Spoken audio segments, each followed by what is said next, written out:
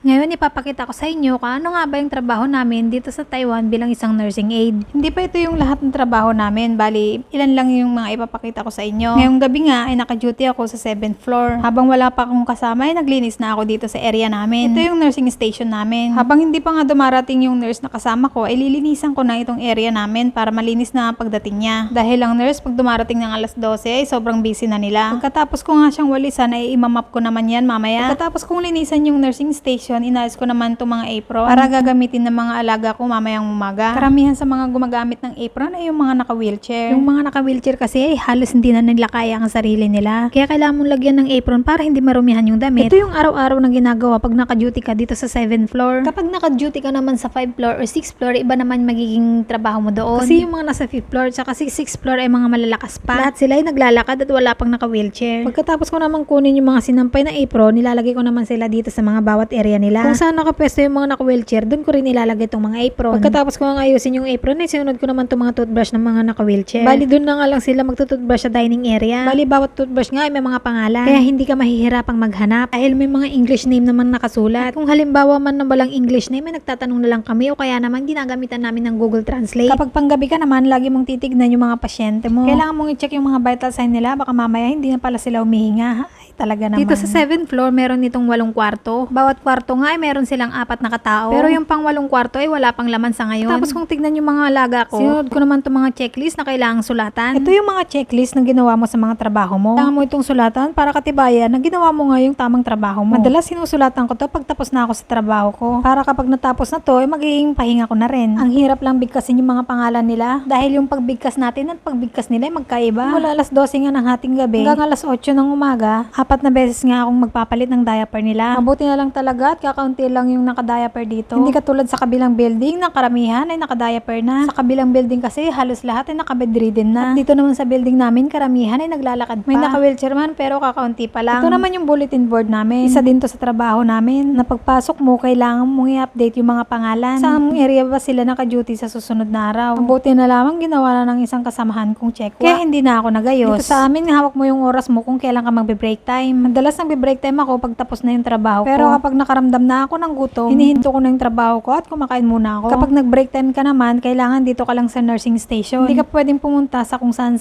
dahil may pasyente kang hawak at anytime pwede silang magising at pumunta sa'yo. Minsan nagigising ang pasyente dahil nauuhaw kaya naman pupuntahan ka nila para humingi ng tubig.